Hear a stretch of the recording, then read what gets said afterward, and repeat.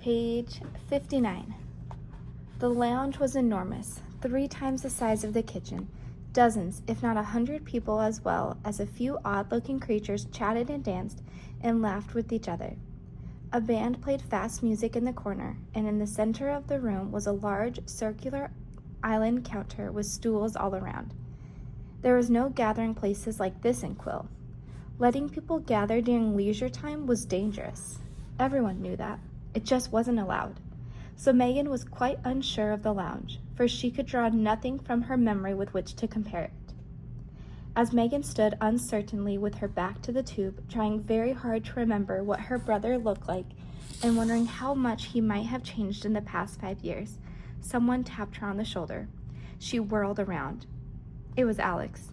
Whoa, the tube is completely wacky, isn't it, Meg? I've been all around already. Megan sighed in relief. I'm so nervous, she said. What if I can't find my brother? Alex shrugged. Well, use the blackboard then. How? Just go over to it and ask it to find him. I'll bet it can do it. That thing can do everything. What have you been doing all this time? Taking a nap? Alex took a good look at her. What's that in your hair? He laughed and pointed at the ribbon Megan had finally decided to tie around her ponytail. He was completely baffled. Megan ignored him and walked over to the blackboard. Hello? She said uncertainly. A shimmering face pressed outward from the center of the blackboard, just as Evelyn had done in her room. Hello, Mrs. Ranger. This blackboard had a male voice, and he stretched out the "ah" sound in her name lazily. I'm looking for my brother. Sean Ranger? Oh, delighted to help, the board replied. It cleared its throat. Immediately, the room's sound was muted, though no one seemed to notice. The band played as usual, people continued in conversation, but there was no sound at all, until the blackboard spoke again. Sean Ranger, your poor dear sister is standing here in the lounge waiting for you, you dolt. The room's volume immediately resumed its normal level. Megan clapped a hand over her mouth. Good grief, she said. You're blunt, aren't you? Wouldn't you be blunt too if you had to live in a perpetual party room? Megan hadn't thought about that before. Yes, she said. I suppose I might be. Indeed. All right, here he comes. Enjoy your reunion. Thank you? Earl. Thank you, Earl. The board's face smiled politely before it melted and was replaced by words once again. Megan turned around and scanned the room, biting her fingernails. She still didn't see anyone moving toward her besides Alex. But when she glanced at the row of tubes, someone was just stepping out, combing his fingers through his reddish-brown hair and adjusting the collar of his shirt. It was Sean. Megan's heart stuck in her throat. He looked so much older now. She vaguely remembered when he left the family. He was a gangly boy back then, and now he looked like a grown-up. Strange tears flooded her eyes and bubbled over as he caught sight of her. His face lit up. He walked swiftly toward his sister, picked her up, and whirled her around. Maggie, you... The words caught in his throat. He set her down and hugged her gently, then pushed her shoulders back and looked at her, his eyes dancing. You naughty, naughty thing, you, he said, teasing. You've turned out just like your useless older brother. Poor mother and father. He sniffed airily. They won't be allowed another child now. They must feel like such failures. Megan thought she heard a bitter twist to his words, but with all the emotions that before now she had required to suppress, combined with all the excitement and surprises and stress of the day, Megan couldn't quite be sure of anything. I missed you, Megan said. She blushed. I just can't believe you're here. Sean grinned. I know, he said. It's okay. Let's grab that sofa and table in the corner so we can talk. Who's your friend? Sean pointed to Alex, who had been inching away to give the two some privacy. Oh, Megan said. I'm sorry. Alex, do you remember my brother, Sean? Alex held out his hand awkwardly. Hey, Sean. Sean gave him a quizzical look and shook his hand. I remember you. You were in our quadrant, he said. You're one of the twins, aren't you? You boys used to come to the commons with your father to get your milk rations from us. Where's your brother? Sean looked over his shoulder and around the room quickly. Alex opened his mouth, but no sound came out. The expression on his face was enough to make Megan want to hurriedly change the subject, but it was too late. "Oh," Sean said, his eyes narrowed. "Well, that's just rotten cruel to separate you. I'm sorry, Alex. Was he necessary then, like your folks?" Alex gulped. "Aaron was a wanted," Megan said. "Let's go sit." Alex trailed along, feeling a little numb. He'd mostly forgotten about Aaron in the busyness of the day, but now the hurt of being unwanted slammed into his ribs again. "It's not Aaron's fault," he said almost automatically as he slid on the sofa next to Megan. Sean's eyes still narrowed. He looked like he could spit needles if he wanted to. "Of course not," he said gruffly. "Nobody blames him. Plus, I know it's probably still a weird concept for you, but we're actually the lucky ones." "He's probably pretty sad tonight," Alex mused. "Well, as sad as he can be in Quill." Sean and Megan nodded thoughtfully. "It seems so different already," Megan said. "Like, once you know it's okay to, feel something, all the feelings get stronger." "That's the truth," Sean said, "but better get to stronger than to disappear into the great lake of boiling oil, I always say." He laughed. "So, have you found your way around the tubes yet?" "Alex has," Megan said. "I stayed in my room and blew into one of the instruments. It was called oboe." She couldn't help but grin.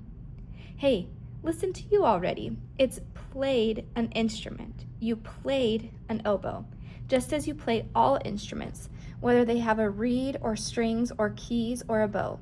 Sean flipped Megan's ponytail and grinned. "Wow, you really grew up, kid." "So did you. You're like a man." "I'm 18 now. Marcus asked me to think about teaching a class now that I'm through with my training in warrior classes." "What, Alex said. "What exactly do you study here?" "Oh, all sorts of things. Art, theater, and the magic that goes along with them." Sean trailed off when he noticed their puzzled looks. "Clearly I'm getting ahead of things. It's funny. I sort of forgot how little I knew when I got here." He shook his head, lost in thought. "Anyway, Alex, what were your infractions?" "I put a stick in the dirt and moved it around, and it looked like a house and other things, a tree." "Oh, excellent. You're an artist, most likely. Did you find any pencils, sketch pads, paintbrushes, stuff like that in your room?" All the words were foreign to Alex. "Long, thin sticks. Some of them have a sharp point. Others have a stiff hair on one end." Sean watched Alex's face until it lit up again. "Those are pencils and paintbrushes. You take them in your hand and—" He clapped his hand to forehead and laughed. "Let's make this easier." Sean pulled a tiny bit of paper from his pocket and tapped it with his finger on the table, and a small sketch pad and pencil appeared in its place. "Wow," Megan and Alex both said at once. "Watch this," Sean said. He quickly sketched a simple meadow scene with a large tree and a fence. "How'd you do that?" Alex watched the scene appear on the paper as Sean moved the pencil around. "Getting the sketch pad and pencil here? That was magic. Drawing the picture? That is called art. Drawing, sketching, there's a lot of different words for it. And that wasn't magic at all. That was creative talent. You have it in you already. Just give it a try." Alex held the pencil in his left fist just like he had done with the stick all those years ago. Sean pulled it out of his hand and showed him how to hold it properly. "Does it feel best in your left hand, Alex?" Alex switched the pencil to his right hand, scowled, and then switched it back. "Yeah, the left hand feels good to me." He concentrated the point to the paper. "Not too hard, or—" Sean laughed when the point snapped and flew across the table. "Or it'll break," he finished. He pinched the pencil tip and it grew a new perfect point. Then he handed it back to Alex. Megan watched, enthralled. "Will we get to learn magic too?" she said, inspecting the tip of the pencil. It made no sense to her at all, and she absolutely loved it. "After a while," Sean said. He caught his sister's eye. Work hard on your art first. Once you get really good at it, your instructor will recommend moving you up to magical warrior training. But what is that exactly? Mr. Today asked us all if we would do it. It's a class where you learn to defend yourself and to fight using magical weapons of art, like... Maybe Quill won't want to fight us, Megan said. Sean laughed, although not unkindly. Oh yes, I'm sure they will. They've been gearing up for a fight for 50 years. Why do you think they put their so-called best people in Quilletary? Megan said thoughtfully. Alex, who had been listening all this time as he moved the pencil on the paper, said, "How do you fight with art?" He sketched awkwardly and drew a house like the one he had drawn in the mud back in Quill. Sean smiled, pointing to the drawing. Good work so far, Alex. As for fighting with art, you'll find out soon enough. It'll be great. You'll learn all sorts of amazing things. I'll let your instructors tell you more, though. Hey, he said abruptly, looking more closely at Alex's scribbling. Seriously? That's not bad. Here, let me show you how to do shading. Lighten up with your grip a little. He tapped Alex's pencil, and a second pencil fell out of the first, so they each had one. I can't wait for magical warrior training, Megan said, more to herself than anyone else. Her eyes shone with excitement. As Alex and Sean worked, Alex's tongue sticking out of the corner of his mouth in concentration, Megan slipped away from the table and went up to the blackboard. Hello, Earl, she said. Hello again. I'm wondering if you could, gently, nice and gently if you would, summon Lonnie to come down here. She was supposed to be here by now. Lonnie, the human girl, right? Yes. Aren't all girls human here? Megan wondered. Yes, I'll send her down for you. Thank you, Earl. You're welcome. Hey, Earl. Yes, Miss Ranger. He sounded bored. Is there anything I can get for you? The eyes on the blackboard blinked in silence, and the lips parted slightly. Earl's voice softened. No, thank you. A moment later, Lonnie emerged wide-eyed from the tube and laughed when she saw Megan. That didn't feel like anything at all, she said. Come on, we're getting the scoop on all sorts of things from my brother. Megan linked her arms in Lonnie's, and they ran over to the table where Alex and Sean were conversing in serious tones. The sketchpad was closed, and the pencil rested on top of it. When the girls approached, Sean looked up. Another friend? I'm Sean Ranger, he said rather importantly. Who might you be? Lonnie Haluki. Lonnie and Megan sat down. Sean's eyes narrowed again. Haluki? Yes. Lonnie looked Sean in the eye. The senior governor's daughter? Sean asked incredulously. Lonnie's glance didn't waver, and when she finally answered, her voice was quiet and firm. Not anymore.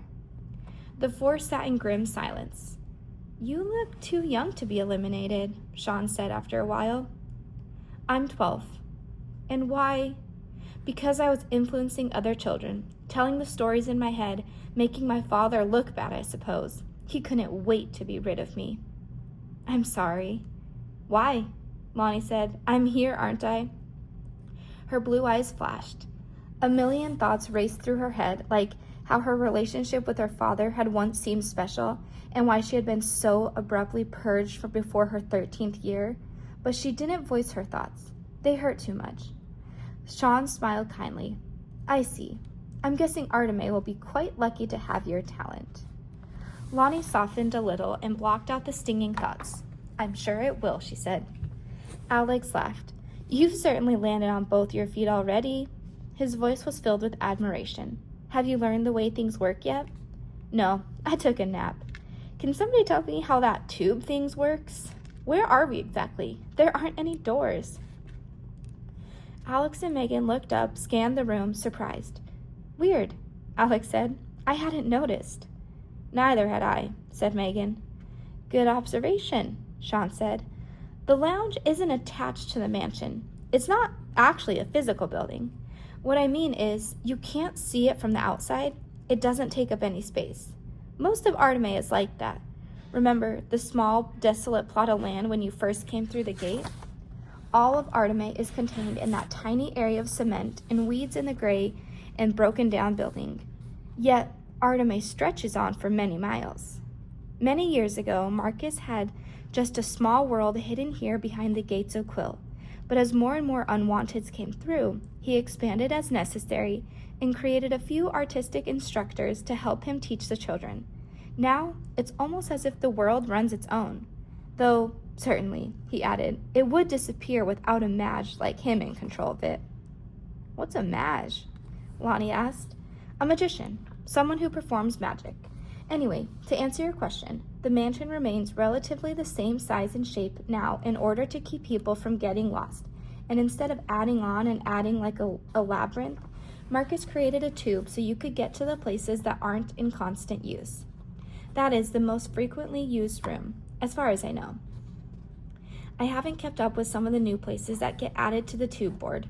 You'll have to tube it to some of the classrooms and to the theater. But don't worry, the blackboards know everything and are there to help you if you need it. Sean chuckled. Some of them have strong personalities though, so be on your guard. Megan nodded. You mean like Earl?